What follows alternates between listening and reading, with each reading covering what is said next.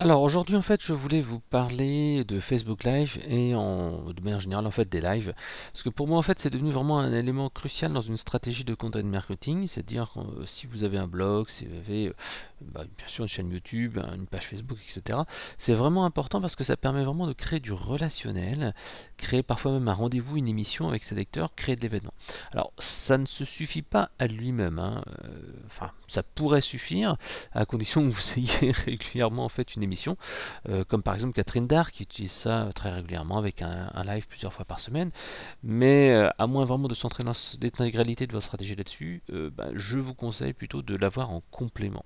C'est-à-dire que vous allez avoir votre blog ou votre page Facebook, votre chaîne YouTube avec des contenus que vous allez créer comme ça de manière régulière avec du contenu à valeur ajoutée, comme cet enregistrement que vous êtes en train d'écouter. Et de temps en temps, vous allez faire du live qui va créer un petit peu de l'émotionnel. Vous allez créer en fait du rationnel. Les gens vont voir les coulisses de votre entreprise. Vous allez en fait montrer un petit peu comment vous êtes dans la vie en live.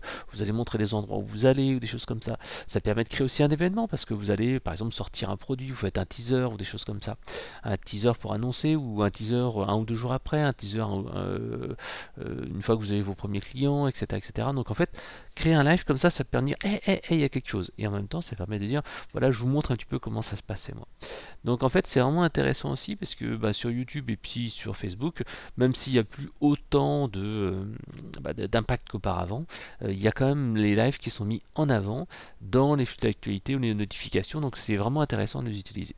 Donc à chaque fois que vous avez une sortie de produit, un service, etc., etc., le live en fait permet de préparer cette sortie, comme je disais, soit avec des teasers en amont, en disant tiens voilà la semaine prochaine je lance tel truc, etc., etc. Et vous montrez en avant-première quelques petites choses, vous montrez des versions du produit, etc.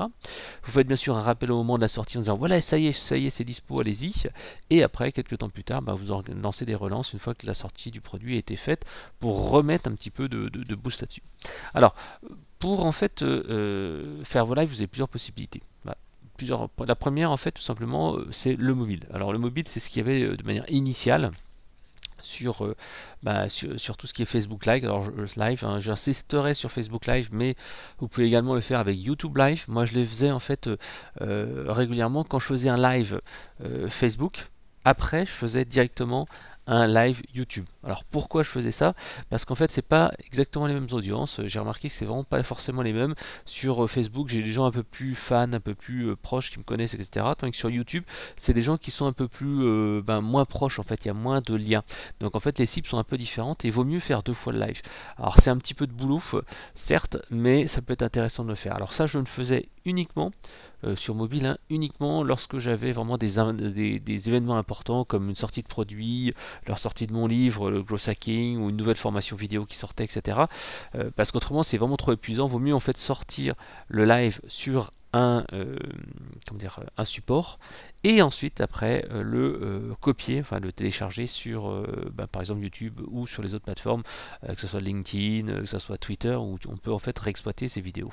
Avec bien sûr les contraintes qui y sont liées, hein. Sur Twitter c'est 2 minutes 20 maximum, sur LinkedIn c'est 10 minutes pour la vidéo, mais bon voilà, c'est des choses qu'on peut faire.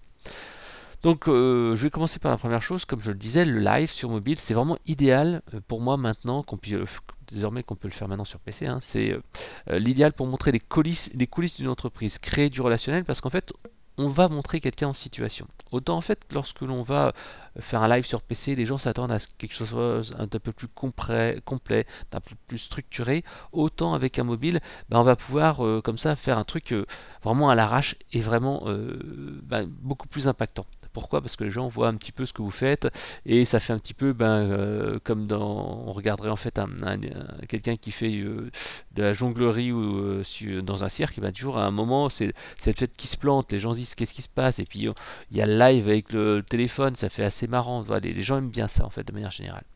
Donc il faut vraiment utiliser avec des outils simples. Plus c'est simple, plus ça marche, comme on dit. Keep it simple, stupid, KISS. En fait, K-I-2-S. Pourquoi? Parce qu'en fait, il faut vraiment que ce soit simple. Si en fait vous avez un process pour faire des lives qui est trop compliqué, et ben en fait vous n'arriverez pas à faire des lives impromptus. C'est-à-dire que il faut se dire un petit peu à chaud, lorsqu'on a une idée qui arrive, vous avez un moment, vous avez 10 minutes entre deux rendez-vous, vous avez trouvé un truc sympa, vous voulez en parler, etc. Faites votre live. Et là, vous avez besoin d'un smartphone, de Facebook, par exemple, hein, ou YouTube. Moi, je vous conseille plutôt Facebook Live parce que généralement, vous avez un peu plus d'audience présente que sur YouTube. Donc, vous faites comme ça des petits trucs qui sont vraiment simples. C'est le moyen aussi de créer des petits challenges, comme par exemple des vidéos une vidéo par jour pendant 30 jours ou des choses comme ça. En fait, ça vous permet de dire, bah voilà, aujourd'hui, vous voyez, c'est simple, je commence ma première vidéo de 30 jours pour créer, par exemple, un blog, 30 jours pour créer ceci, cela. Donc, il suffit de prendre 5 minutes pour préparer sa vidéo et 5 minutes pour se filmer. Alors, c'est vraiment important d'avoir ces 5 minutes de préparation. Parce qu'il faut éviter que votre live soit un blabla où vous racontez des trucs pas intéressants. En fait, le temps des gens est précieux. Il faut que vous ayez tout de suite quelque chose d'essentiel. Alors, j'y reviendrai un peu plus tard, mais c'est pour ça que la préparation est importante. Et je vous dirai exactement comment je fais et comment faire. Donc dans ce contexte, je vous encourage véritablement à utiliser votre smartphone pour ne pas avoir un matériel important. Parfois les gens disent je préfère utiliser une tablette ou je préfère utiliser un PC, etc. Non, en fait, il faut vraiment avoir un matériel qui soit très simple et que vous puissiez utiliser très facilement, qui vous permettra de faire un live facilement parce que autrement vous allez renoncer. Par exemple, il n'y a pas très longtemps, moi je voulais faire un live, en fait j'étais comme ça en vacances et donc j'étais à la plage, je me dis bah tiens je vais me faire un petit live, j'avais 10 minutes devant moi et en fait je me suis rendu compte en fait putain merde j'avais oublié mon kit piéton, j'avais juste mon téléphone et j'étais dans une rue passante, je me dis oh c'est pas vrai j'ai pas pris mon kit piéton, j'avais pas non plus mon micro cravate et je me suis retrouvé à me dire mais qu'est-ce que je vais faire, est-ce que je me mets dans un endroit un peu plus calme et je fais un live avec un son qui va pas être génial, en plus il y avait un peu de vent, ou je renonce, j'ai préféré renoncer parce que j'aurais pas réussi à apporter une qualité suffisante. J'avais aussi l'autre problème qui était que j'avais pas pris de crayon, j'avais pas de papier crayon. Alors autant quand on fait un podcast pur et dur, on peut tout simplement lancer l'enregistreur de son smartphone et puis avoir son bloc-notes son outil de prise de notes de smartphone qu'on peut utiliser. Autant là, j'étais un peu coincé à part marquer dans le sol ce que je pouvais faire, donc j'étais un peu coincé. D'ailleurs, ça aurait pu être un truc sympa. J'aurais pu marquer dans le sol, dire regardez ce que vous allez voir aujourd'hui.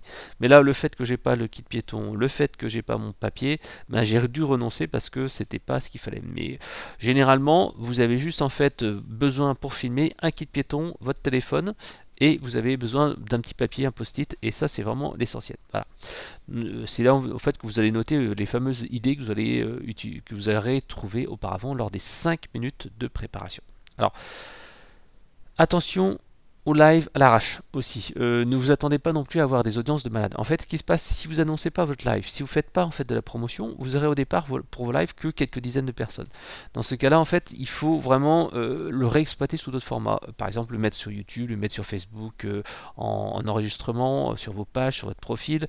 Vous allez après les mettre comme j'ai sur Twitter, etc., etc. C'est vraiment important de les réexploiter en disant, ok, je sais que j'aurai pas beaucoup de trafic, j'aurai pas beaucoup de gens qui vont me regarder en live, mais j'aurai utilisé après derrière. Et encore un petit conseil, si vous faites ça, faites toujours un petit résumé de ce que les gens vont voir dedans. Moi, je vois trop souvent les gens qui sont sur leur compte live et qui disent voilà ce qu'on va voir aujourd'hui en 3 lignes et c'est tout. Non, il faut faire un petit résumé en donnant quelques petites informations, ça c'est important. Alors ça, vous pouvez le faire soit en fait en vous-même en prenant des notes. Moi, ça m'arrivait souvent avec mon smartphone de prendre des notes quand je faisais du podcast direct avec l'enregistreur. Et autrement, ce que je fais, c'est que je note aussi sur une feuille, puis je l'imprime après derrière sur un papier, ce qui me permet en fait, lorsque je note en fait sur mon smartphone et que je l'imprime derrière, et après j'ai plus qu'à copier-coller mes notes et en fait à les copier-coller dans les légendes des vidéos. Donc vraiment importante, quand vous faites du live et que vous les réexploitez sur différents canaux, notez en fait les grandes idées. Alors si possible, dites à peu près aux périodes, c'est par exemple la 10e minute, 15e minute, 30e minute que vous avez en fait votre sujet qui va apparaître, qui permet de gagner du temps, parce que c'est super chiant de dire aux gens, regardez, j'ai fait un super live sur tel sujet, mais vous allez devoir vous taper tout l'enregistrement pour savoir quelles sont les 5 minutes qui sont intéressantes. Donc voilà, faites un petit résumé là-dessus, c'est vraiment important. L'autre solution, c'est faire transcrire le live en externe, c'est-à-dire que vous allez prendre quelqu'un que vous allez payer pour faire cette transcription. Alors il existe aussi d'autres outils qui permettent de faire de la transcripte de vidéos en texte, comme par exemple YouTube, mais enfin de vidéos de son bien entendu, mais pour l'instant je trouve que le résultat n'est pas encore optimal, même si on arrive quasiment à 90%, mais si vous avez un texte un peu technique, c'est un peu compliqué. Voilà. bah, regardez tout simplement le sous-titrage des vidéos YouTube, vous verrez en fait le résultat. Si vos vidéos font 95-98% de transcription correcte, bah, vous pourrez utiliser par exemple le système de transcript de YouTube et faire un peu de travail pour reprendre le fichier des transcriptions en le téléchargeant et en le remettant en forme. Si vous regardez votre transcription de vos vidéos YouTube actuelles et vous voyez que ça merde un mot sur 10, c'est trop de boulot en fait de les reprendre. Et en plus quand vous faites du parler, là ici vous voyez je suis en train de faire du parler, bah, c'est pas forcément très facile à transformer en texte. Vous voyez, vous pouvez voir en fait si vous regardez l'article que j'ai créé, les astuces de pro pour générer du trafic via les Facebook Live, et ici cet enregistrement, vous verrez qu'en fait que le résultat est un peu différent et il y a beaucoup de digressions, de paroles, des choses comme ça. Voilà. Donc comme je vous le disais, les lives, ne vous attendez pas à avoir trop d'impact, sauf si vous avez une communauté très active et vous en faites très régulièrement. Et si vous faites que de temps en temps un live, c'est-à-dire une fois par mois, une fois tous les 2 mois, bah, vous n'avez que très peu de gens qui vous suivent, malheureusement. Mais sauf si vous publiez très régulièrement sur la page et que vous avez des grosses actualités. Mais comme je disais, c'est pas très grave parce qu'en fait vous pouvez le réexploiter ou alors après vous pouvez vous lancer dans une série de live, et plus vous ferez du live, bah, tout simplement plus ça sera visible. Mais également plus vous publierez de vidéos enregistrées sur votre page Facebook, bah, plus vous aurez en fait aussi de visibilité sur vos lives aussi, parce que les gens seront habitués à avoir de l'actu chez vous, ils mettront en place des alertes, etc. Alors, si vous avez un petit peu plus de place, hein, comme je disais, vous avez le kit piéton que tout le monde utilise, mais j'aime pas trop le kit piéton parce que le fait est que bah, le son n'est pas forcément génial. En plus, il n'est pas forcément très près de la bouche. Et moi, j'ai par exemple des kits piétons que j'en ai changé beaucoup, qui sont pas très fiables tout le temps.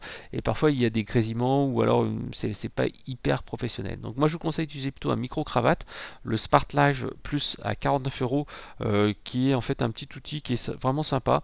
Ça tient dans la poche. C'est fait par Rode, c'est vraiment intéressant et puis vous pouvez même l'utiliser comme micro que vous collez à votre menton et vous parlez, vous pouvez l'envoyer à quelqu'un en style interview comme ça, même si c'est un tout petit micro. Alors un conseil, le micro-cravate, donc comme je le disais, mettez-le sur le revers de votre chemise et ne faites surtout pas toucher le micro à votre tissu de chemise. Autrement, vous allez avoir des dans votre enregistrement. Donc il faut que ça soit vraiment quelque chose qui ne touche pas en fait le tissu. L'autre option en fait c'est que vous le preniez et vous le mettiez sur votre menton. Alors ça c'est encore une astuce de pro. Si vous faites des présentations orales avec un micro, collez le micro sur votre menton. Alors ça c'est un truc que j'ai appris très rapidement parce que si vous mettez loin en fait vous allez bouger le micro régulièrement, ça peut pas être très beau. Si vous collez le micro à votre menton, il bougera pas et vous aurez en fait une voix qui sera tout le temps bien et vous n'aurez pas des ou des choses comme ça. Voilà. Donc ça c'est une petite astuce que je vous donne pour toutes vos présentations, que ce soit là avec le micro cravate ou avec un micro normal, collez-le toujours sur votre menton. Voilà. Et vous serez toujours nickel. Ça c'est vraiment une astuce simple. Alors, le micro-cravate est vraiment l'idéal, mais comme je disais, le kit piéton suffit souvent à avoir quelque chose. Faites bien sûr attention au vent, c'est-à-dire que si vous avez un petit peu de vent, bah, repliez un petit peu la main sur votre kit piéton ou sur votre micro pour essayer d'éviter d'avoir un bruit sonore qui n'est pas terrible. Voilà.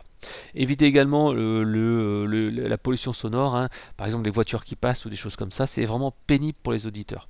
Par contre, j'ai remarqué qu'il y a des gens qui aiment bien, c'est en fait quand vous êtes en train de faire un live et tout d'un coup vous avez quelqu'un qui vous dit bonjour, machin et tout ça, vous dites mais c'est naze, il faut surtout pas que ça arrive. Moi je vous dis au contraire, n'hésitez pas à ce que ça arrive parce que j'ai beaucoup de gens qui adoraient ça. C'est-à-dire que souvent je faisais des lives dans la rue, puis mes voisins qui me disaient bonjour ou des choses comme ça, et puis ils trouvaient ça drôle parce que ça faisait justement vrai. Et voilà, et c'était comme je disais, les gens aiment bien les trucs qui plantent et voilà, des choses comme ça. Donc trouvez un endroit calme, préparez votre discours en amont. Donc je vous conseille de prendre un petit post-it et vous structurez votre prise de parole avec quelques idées clés, quelques idées fortes et essayez surtout de ne pas délayer trop la sauce, autrement ça va être vraiment compliqué. Le temps des internautes est très précieux, vous devez leur apporter un maximum de valeur en un minimum de temps, vraiment en un minimum de temps et surtout au départ, vous devez apporter dès le départ un maximum de valeur, autrement c'est foutu. Voilà. N'ayez pas peur non plus de regarder votre post-it. Moi, j'avais pas mal de gens qui me disaient, mais non, mais les journalistes, ils regardent jamais leur post-it. Mais attends, hey, t'es pas journaliste, Coco. Ce que tu dois faire, c'est un contenu intéressant. Donc, ne regarde pas ton post-it pour ne pas perdre regarde ton post-it au contraire, pour pas perdre le fil des idées. Et voilà. Donc, moi, en fait, ça m'est arrivé quand j'ai une perche selfie de coller sur un perche selfie mon post-it et de le lire. Mais autrement, je le prends dans la main et puis je dis, ben voilà ce qu'on va voir aujourd'hui, etc., etc. C'est pas un problème d'avoir des anti-sèches. Vraiment, vous n'êtes pas un présentateur au JT 20h, vous avez le droit d'avoir les anti-sèches. Voilà.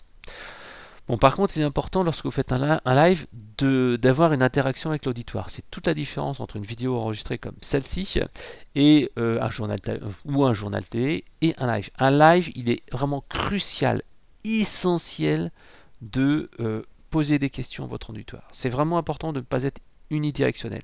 Parce qu'autrement, en fait, moi, c'est ce que je faisais trop souvent au début. Et en fait, je comprenais pas. Je disais, merde, comment ça se fait que les gens, ils interagissent pas? Comment ça se fait qu'ils partagent pas? J'ai pas beaucoup de likes et tout ça. C'est parce que tout simplement, je discutais pas avec eux. Et c'est vraiment un truc qu'on n'est pas habitué du tout à faire lorsqu'on est habitué comme moi à faire des vidéos ou des interviews.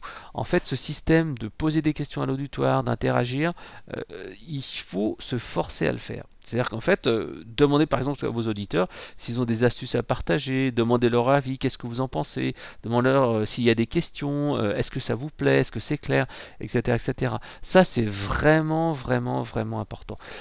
Autrement, en fait, vous allez faire des lives qui vont être des diffusions, des broadcasts d'émissions qui vont pas être géniaux parce qu'en fait, il n'y aura pas cette interaction qui est importante dans les lives. Donc super important.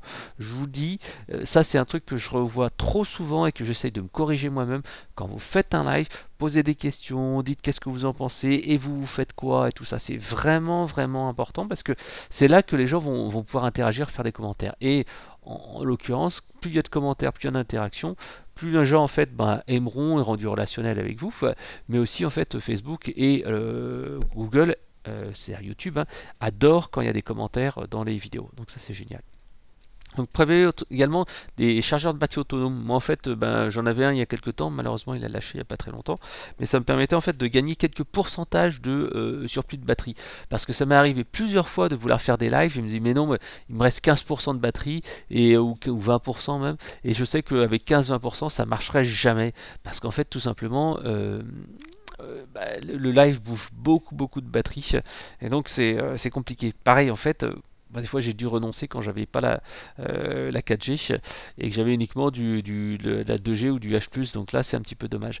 Là malheureusement on peut pas y faire grand chose. Le seul moyen d'avoir une très bonne connexion c'est de passer en fait par Orange malheureusement. Moi je suis actuellement chez un autre opérateur, mais choisissez plutôt les opérateurs comme Orange ou Bouygues, l'un ou l'autre, puisqu'en fait c'est les meilleurs opérateurs au niveau de la 4G. Free malheureusement depuis l'arrêt des accords de roaming avec Orange, ça c'est vraiment très dégradé, c'est vraiment dommage. Et SFR, ils ont un réseau 4G qui, ils ont fait un mauvais choix technologique à un moment donné, donc en fait leur réseau de 4G est quand même beaucoup moins bien que ceux des deux acteurs que je vous ai cités précédemment. Voilà. Petite astuce également, utilisez une perche selfie. Si vous voulez en fait avoir un cadrage qui est plus sympa, un montage qui est plus dynamique, et au lieu de tenir le téléphone dans votre main, utilisez une simple perche selfie en mode portrait. Et comme ça, en fait, vous allez pouvoir vous filmer. Et c'est vachement plus sympa parce que vous voyez ce que vous faites, vous pouvez regarder les interactions. Le mode selfie est assez sympa. Le seul truc qui est chiant avec le mode selfie, c'est que pour répondre aux commentaires des gens et tout ça, c'est un peu plus compliqué. Mais au niveau cadrage, c'est beaucoup plus joli parce qu'en plus, vous pouvez marcher. Voilà. Deuxième chose, là on a vu en fait le live en fait sur mobile. Donc le live sur mobile, il est vraiment intéressant comme je le disais pour faire montrer les coulisses et des choses comme ça. Le live sur PC est recommandé pour les vidéos un peu plus préparées, un peu plus pro. Les gens qui font des vidéos sur PC, on attend d'eux que ça soit vraiment plus clean parce qu'ils sont chez eux, parce qu'ils ont préparé un truc. C'est pas un truc qu'on a décidé de faire à l'arrache. Voilà. Donc vous avez préparé votre show. Donc en fait, si vous voulez par exemple faire un rendez-vous régulier, vous avez un show régulier sur par exemple tous les jeudis ou des choses comme ça. Ça, c'est par exemple Catherine Dar, de Dar Live, son émission, qui est vraiment très intéressante. Elle fait une émission tous les jeudis, elle fait du direct. C'est vraiment très bien parce qu'en fait, elle a créé comme ça un auditoire, elle a créé comme ça une communauté et c'est vraiment génial. Voilà. Donc en fait, le faire sur PC permet de travailler un décor derrière. Vous voyez, par exemple, Catherine Dard, derrière, il y a un décor de mur de briques, il y a un compteur, il y a des choses comme ça. Donc c'est vraiment beaucoup plus profond. Donc sur PC, bon, il y a toujours le son qui est important. Voilà, le son c'est vraiment l'essentiel parce que autant la vidéo, les gens s'en foutent un peu si la vidéo est mal captée, mais le son ça vous pardonnera pas. C'est sur mobile ou sur PC, un mauvais son c'est impossible. D'ailleurs, il y a pas mal de gens qui me disaient à un moment donné pour mon podcast, Fred, je vais devoir arrêter ton podcast parce que ton podcast il est trop, le son est trop court, voilà, et trop bas. Et en fait, le son est vraiment essentiel à maîtriser. Donc la seconde chose, par contre, ce qui est important lorsque vous êtes en mode live ou même en enregistrement classique, c'est la luminosité. En fait, c'est la seconde chose la plus importante. Euh, Tout simplement, quand vous regardez quelqu'un, la différence entre une vidéo où il y a une surexposition, une sous-exposition, quand c'est sombre et tout ça, ça fait pas beau, ça fait pas pro, ça fait vraiment le mec qui fait déjà un truc qui est pas qualitatif. Donc pas qualitatif égale contenu pas qualitatif. Donc travaillez bien votre son et puis l'image. Donc en fait pour cela on va travailler sur plusieurs manières. La première manière, en fait, c'est de travailler sur une bonne webcam. Parce que souvent, en fait, on travaille avec une webcam qui est celle de son PC portable. C'est vraiment une webcam qui est souvent basique, sauf si vous avez un Mac. Mais si vous avez un PC, vous verrez que le rendu n'est pas génial. Donc, qu'est-ce que vous faites? Vous pouvez utiliser une webcam qui coûte pas très cher. Vous avez par exemple la Logitech HD Pro C920. Elle coûte 69 €. Elle se clipse sur un PC portable. Et sincèrement, vous aurez une qualité qui va être vachement plus sympa. Donc voilà, ça ça vous donnera à peu près, bon, allez, on va dire une qualité d'image, allez, 10 à 20% beaucoup plus sympa que celle que vous avez actuellement. La seconde chose, et qui est encore plus importante, et c'est ça qui va vous donner, allez, 50% voire 70% de qualité d'image en mieux, c'est travailler sur les points d'éclairage. En fait, c'est important. C'est encore plus important que la webcam, parce que même si vous avez une belle webcam, si vous avez un éclairage qui est pourri, la webcam, elle ne pourra pas faire grand-chose. Donc en fait, travaillez sur votre éclairage. Donc généralement, on recommande ce qu'on appelle un éclairage 3 points. Qu'est-ce que c'est un éclairage 3 points? C'est-à-dire que derrière vous, vous avez une lumière qui vous permet de vous détacher du fond, qui permet en fait d'avoir une sensation que vous avez vraiment pas une image qui est à plat, mais que vous sortez un peu du décor. Deuxième chose, vous avez en fait une autre lumière qui est à peu près, on va dire, vous écartez les bras comme si vous alliez faire, on va dire, prendre quelqu'un dans vos bras, et bien vous voyez la direction de vos deux bras. C'est là en fait que vous mettez grosso modo vos deux projecteurs. Donc vos deux projecteurs, ça peut être idéalement, donc vous mettez une lampe halogène de chaque côté. Alors ça, c'est bien sûr l'idéal. Malheureusement, en fait, dans la plupart des cas, on n'y arrivera pas. Pourquoi? Parce qu'en fait, avoir un studio vidéo chez soi, c'est pas forcément évident. Donc en fait, on va utiliser uniquement que deux lumières et on va utiliser la troisième lumière qui sera en fait la lumière du jour. C'est-à-dire que tout simplement, vous allez vous mettre près d'une fenêtre. Alors pas non plus, c'est pas non plus obligé d'être dans une fenêtre qui est une baie vitrée, hein. Parce qu'en fait, qu'est-ce qui va se passer si vous avez une baie vitrée et qu'il y a beaucoup de nuages? Il se pourrait que tout simplement vous ayez des effets de nuages qui feront que votre image va pas être tout le temps cohérente. Mais bon, ça c'est pas encore le plus grave. Ce que vous faites, c'est que vous mettez en fait vous mettez en fait sur votre côté, par exemple le gauche ou le droit, vous mettez en fait la fenêtre et comme ça en fait vous aurez un éclairage naturel d'un côté. Ensuite, si possible, derrière vous, vous mettez une petite loupiote qui va pouvoir vous éclairer du haut en fait, hein, vers le bas. Alors là, vous pouvez par exemple utiliser une lampe halogène. Et en fait, de l'autre côté, comme je disais, vous avez le côté où vous avez la fenêtre, vous avez derrière en fait une lampe halogène qui est hors champ, bien entendu, hein, qu'on ne voit pas. Et de l'autre côté, en fait, par exemple sur votre droite, si votre fenêtre est sur la gauche, et en fait là vous avez une autre lampe halogène qui éclaire. Alors utilisez, si vous n'avez pas une lampe halogène, une lampe de salon et vous enlevez en fait l'abat-jour, ça peut marcher aussi. Et utilisez après vous avez en fait différentes LED qui existent et vous avez en fait différentes chaleurs de LED. En fait, vous avez des chaleurs de type lumière de jour, vous avez des chaleurs de type éclairage, on va dire un petit peu bleu, un petit peu brut. Donc en fait, bien entendu, selon l'ambiance que vous voulez donner, utilisez plutôt un éclairage entre guillemets naturel, un truc qui est un peu plus chaleureux, parce que si vous utilisez un éclairage qui est entre guillemets un éclairage bleu, en fait vous allez avoir quelque chose qui va être un peu plus dur, un peu plus, ça va être moins chaleureux. Voilà. Donc, autre conseil, mettez-vous dans un tiers de l'image. Dans un tiers de l'image, qu'est-ce que ça veut dire? C'est-à-dire que vous allez diviser en 3 parties d'image, donc 3 parties en longueur et 3 parties en largeur, et vous mettez sur les 2 tiers en fait de l'image, parce que si vous mettez au centre de l'image, qu'est-ce qui se passe? En fait, l'œil il va être un petit peu fatigué à force de regarder cette image là parce que ça bouge pas. Quand il voit quelque chose qui est décalé, il se dit non, il y a quelque chose qui va pas. Donc c'est beaucoup plus, enfin ça permet en fait d'entraîner l'œil à être plus attentif, et vous, ça vous permet de mettre sur un point de force. Un point de force, en fait, c'est une liaison entre des différentes images, des fameux tiers.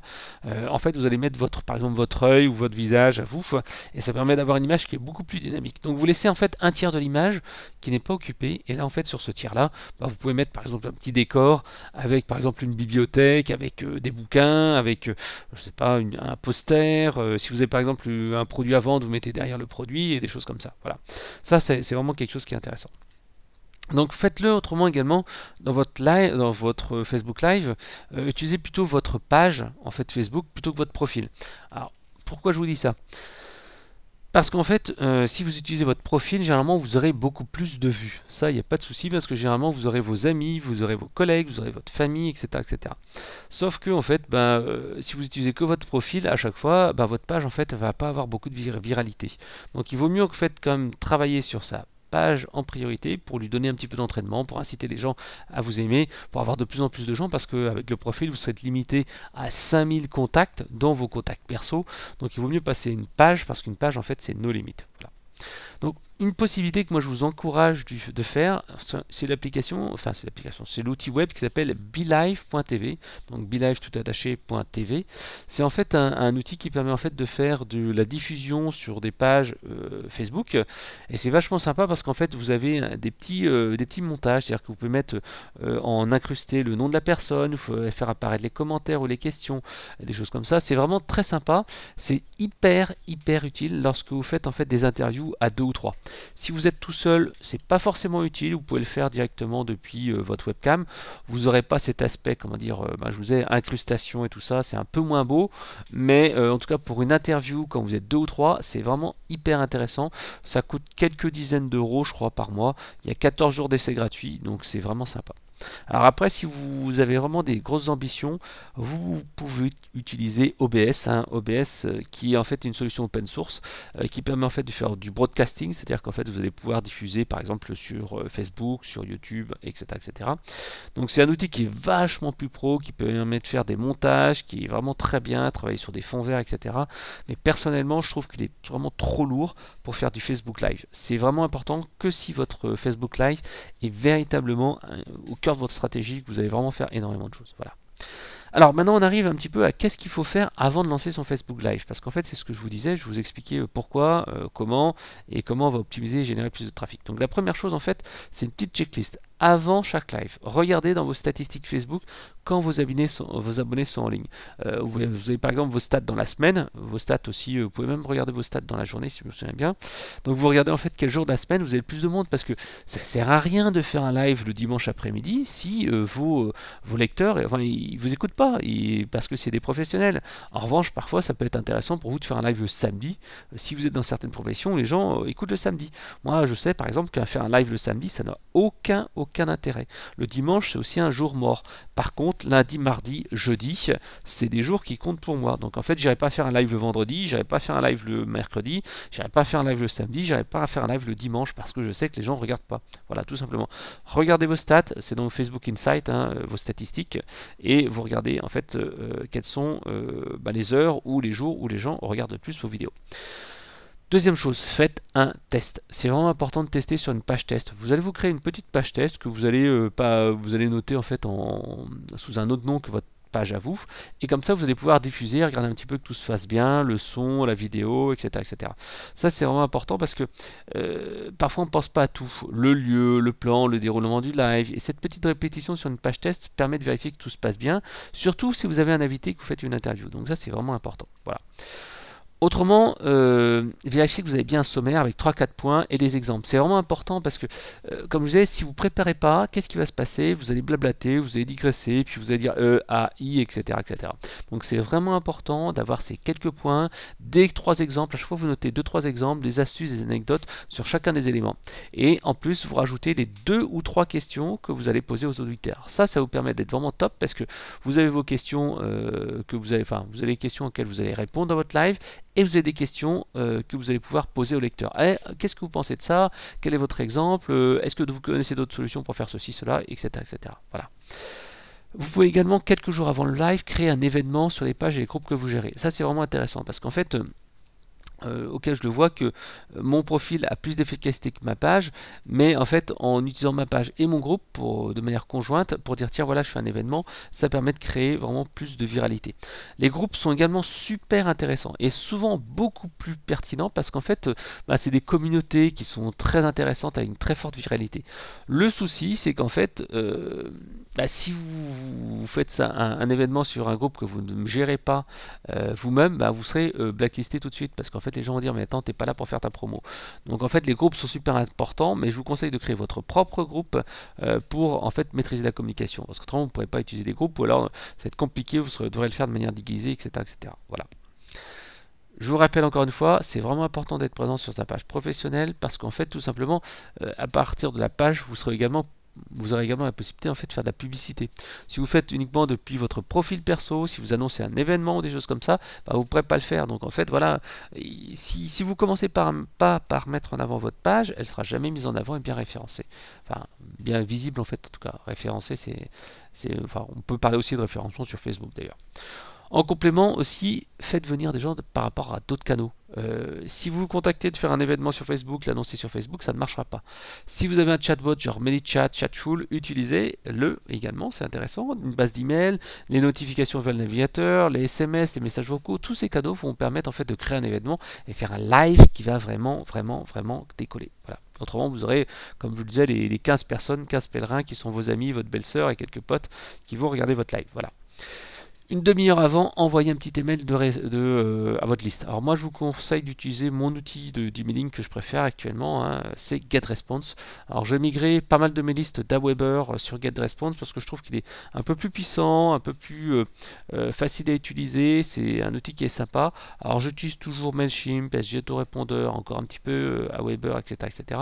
Mais je trouve que GetResponse est un excellent outil que vous pourrez utiliser pour envoyer vos emails de manière automatique. Vous pourrez programmer par exemple un email à telle heure en disant voilà, allez hop, connectez-vous, c'est le moment quoi, rendez-vous sur ma page. Autre chose, programmer des relais sur les médias sociaux pour annoncer votre début de live.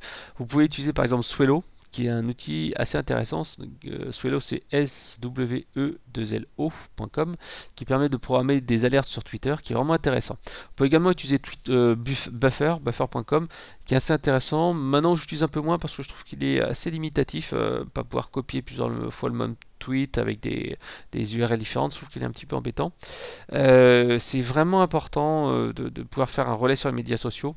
C'est pas ce qui va vous apporter le plus de trafic, c'est vos emails, c'est vos notifications vers l'annuaire, c'est vos SMS, messages vocaux qui vous attirez du trafic, mais ces petits trucs comme ça, ces petits messages vont pouvoir créer un petit peu l'événement, faire un petit teaser et aller capter encore quelques petites personnes en plus. Voilà. Vérifiez toujours que vous avez suffisamment de batterie, surtout si vous êtes sur smartphone. Voilà. Et un autre truc, si vous êtes dans une salle de réunion, dans des locaux, mettez un petit panneau silence, live en cours de telle heure à telle heure. Moi je l'ai fait tout le temps parce que une fois j'ai eu quelqu'un qui est rentré en plein d'un live, qui disait hey, salut, au fait tu viens prendre un café? Non, je ne veux pas prendre un café là, je suis en plein live. Donc voilà, mettez un petit panneau, désactivez les notifications de votre PC, mettez votre smartphone en mode silencieux, mais ne le mettez pas en mode avion. Même si vous êtes sur PC. Pourquoi? Parce que parfois en fait vous avez des merdes en fait sur votre live, et si vous mettez votre téléphone en mode avion, personne ne peut vous joindre. Alors ne mettez pas en fait en mode avion, mettez en mode silencieux, mettez-le à côté, mais ne vous faites pas non plus trop distraire. Si vous faites trop distraire, en fait vous regardez que votre téléphone et vous serez un peu paniqué, vous perdrez le fil de vos idées. Voilà. Choisissez également un titre séduisant pour le live. En fait, il faut donner envie aux gens d'y aller. Vous n'allez pas faire un live, par exemple Facebook Live, un outil intéressant pour Facebook. Si vous avez une page Facebook, donc vous dites voilà, Facebook Live, 5 secrets pour doper vos résultats ou avoir 2 fois plus d'inscrits. Vous voyez, là, on est un peu plus dans le bénéfice. Pendant le live, commencez très rapidement par qui vous êtes, de quoi vous allez parler et pourquoi. Ça permet aussi bien de vous positionner en tant qu'expert dans cette thématique, justifier pourquoi en fait vous en parlez. Mais le faites très rapidement, pas de longue introduction. Apportez très vite dès les premières secondes de la valeur ajoutée, des conseils, etc. Pensez aussi aux personnes qui vont voir le replay et donc remerciez-les en disant voilà, et si vous écoutez le replay, merci aussi d'être là, etc., etc. Voilà. Mais très rapidement. Rappelez aussi plusieurs fois pendant le live le sujet, avec une petite synthèse qui a été dit précédemment. Alors on a vu ça, on avait ci, tout simplement parce qu'il y a des gens qui arrivent en cours, ça c'est vraiment très courant avec le live, plein de gens qui arrivent, qui repartent, etc. Donc en fait, dites voilà, on a vu un truc intéressant avant, c'était un truc qu'on avait vu précédemment, etc., etc. Donc programmez vos tweets pendant la session, c'est-à-dire qu'en fait pendant la session avec Buffer ou Swello, vous mettez en fait des extraits, une petite citation, et en fait les gens vont se dire ah putain ouais c'est intéressant, waouh je vais aller voir, et là vous avez en fait le lien qui permet d'aller accéder au live. Voilà. Pendant le live, regardez bien les commentaires également, prenez votre temps, c'est-à-dire qu'en fait bon bah voilà je vais regarder les commentaires maintenant, posez vos questions, et en fait vous descendez, vous regardez les questions, et en fait la petite astuce qui est en plus, c'est que vous demandez à quelqu'un de poser des questions que vous aurez déjà préparées. C'est-à-dire qu'en fait, vous allez dire à un pote, à un ami, à un contact, à votre famille, à votre frère, n'importe qui, de poser un ou deux commentaires et dire voilà, tiens, tu vas poser telle question, parce que vous, ça vous permettra d'amorcer la pompe, parce que s'il n'y a personne qui pose des questions, ça donne pas envie de poser des questions. Être le premier, c'est toujours un peu délicat. Et deuxième chose, vous allez pouvoir en fait meubler un petit peu le temps que les gens posent des questions. Et troisième chose, en fait, vous allez pouvoir répondre à des questions que vous aurez automatiquement préparées via ces questions pré-préparées. C'est-à-dire que si vous dites tiens, je veux un petit peu déminer un sujet qui peut être par exemple le prix du produit, les bénéfices, les garanties et des choses comme ça, vous demandez à quelqu'un de poser la question en amont et comme ça vous serez capable de déminer ça en disant bah oui, la question, le prix ou la garantie, c'est 100% satisfait aux garanties, vous avez bien fait de me poser la question, etc. etc. Voilà. Demandez aux gens de poser des questions, indiquez aux gens qu'il faut qu'ils fassent des commentaires, qu'ils like, etc. etc. Vous pouvez également utiliser une petite astuce qui est tout simplement organiser un petit concours en disant tiens voilà, les personnes qui vont faire un commentaire, etc., etc., qui vont liker, la personne qui va poser la meilleure question, la personne qui va apporter la meilleure astuce va avoir un petit bonus ou des choses comme ça. Ça c'est intéressant et ça peut permettre en fait d'inciter les gens à commenter et à participer. Donc inciter les personnes à partager le live, bon alors ça malheureusement de plus en plus c'est rare, mais ça peut être intéressant d'inciter les gens à dire ouais partagez le replay, et encore une fois vous pouvez dire aux gens partagez le replay, et ceux qui partagent le replay en me mentionnant, je te ferai un tirage au sort et ils gagneront un petit truc quoi. Voilà. Changer de rythme. Voilà. Changer de rythme, qu'est-ce que c'est? C'est par exemple comme je le fais maintenant, c'est faire une petite pause et se dire bah tiens, voilà, je vais vous parler d'un truc un peu plus calme. Ça, c'est vraiment important. Vous voyez, des choses comme ça. Si vous êtes en live, faites des petits gestes. Parlez un petit peu à l'italienne. Mais pas trop non plus. Vous n'êtes pas là non plus pour faire du mime marceau.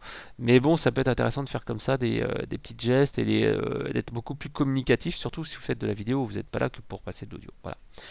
Ne vous limitez pas à 10 minutes. En fait, parfois les gens se disent ouais mais un live c'est 10 minutes maximum, c'est 15 minutes maximum pour un podcast. Non, en fait tant que vous aurez des interactions, tant que vous avez des sujets intéressants, continuez. En fait souvent plus les gens posent des questions, plus ils ont besoin d'être rassurés, plus vous allez apporter de valeur et plus ils vont acheter vos produits, etc.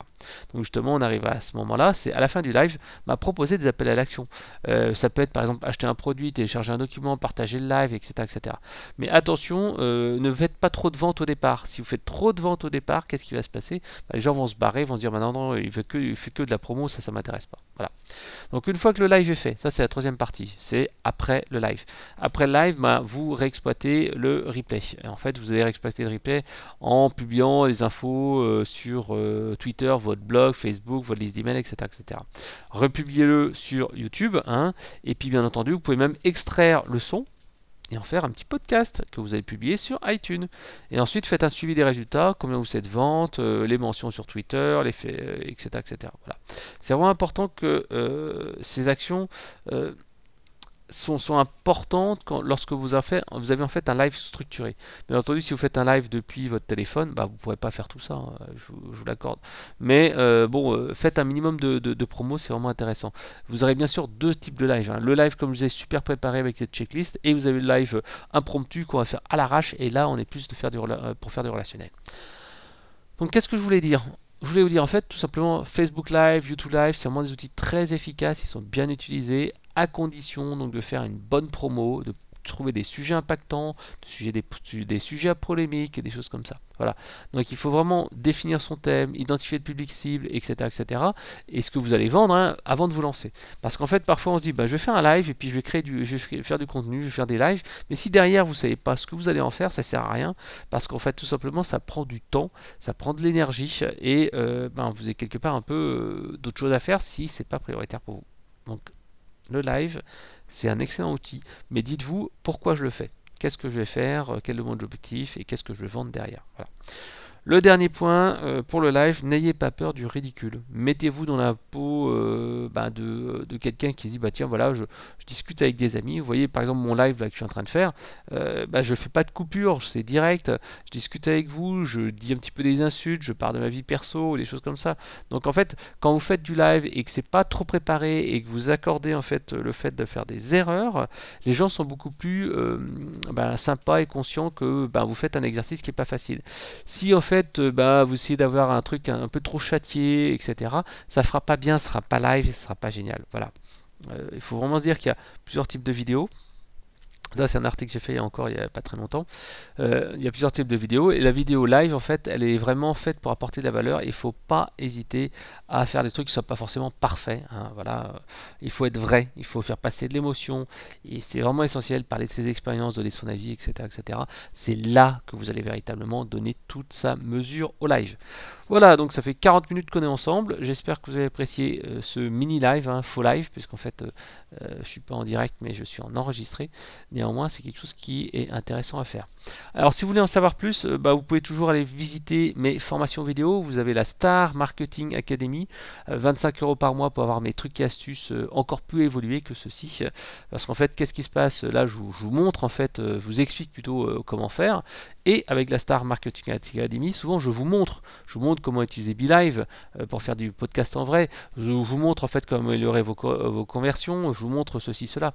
Donc en fait la différence entre cet enregistrement et ce que vous allez toucher dans la Star Marketing Academy, dans Bloqué comme un pro, mon autre formation Star, c'est tout simplement comment le faire. Là je vous dis ce qu'il faut faire dans ces formations, je vous dis comment le faire pas à pas. Voilà.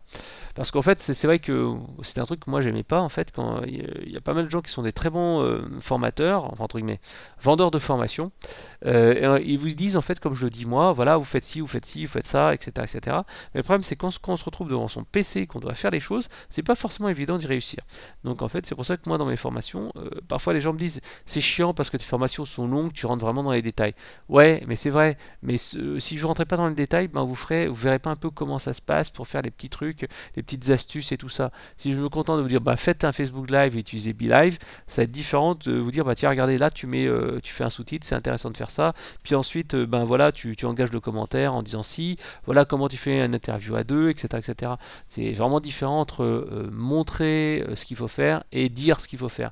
Moi je préfère toujours montrer exactement comment il faut faire, quitte à ce que ce soit un petit peu plus long, mais que ça soit vraiment step by step. Voilà. Bon, allez, je vous laisse. Je vous souhaite une très bonne journée et à bientôt. Ciao, ciao.